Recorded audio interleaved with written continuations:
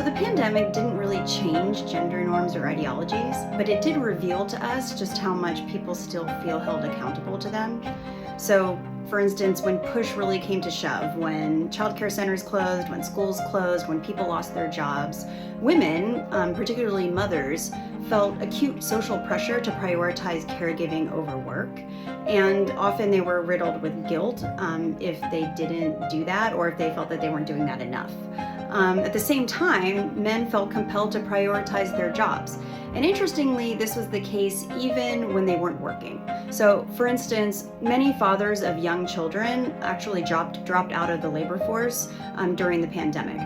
And almost universally, they framed those decisions as an early retirement rather than as a decision to become a stay-at-home parent. That's not surprising considering that most stay-at-home dads still do face considerable social stigma. That said, though, research actually has shown that people really do like it when fathers are engaged caregivers. It's seen as highly socially desirable. It's just that being a worker and a financial provider is seen as super desirable, which basically makes employment virtually non-negotiable for men, at least from a dominant norms standpoint.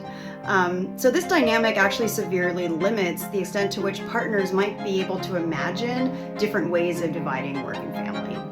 So what does this mean for the future? Well, since the pandemic did push more fathers to retire early and then to gain experience as being a primary caregiver, that might actually start to change a little bit some of the norms around that. But also we're seeing just dramatic changes in the way that work is done, from remote work to AI and all of that. So those changes will inevitably shape the ways that families are making decisions about the division of labor, and that may also create opportunities for normative change.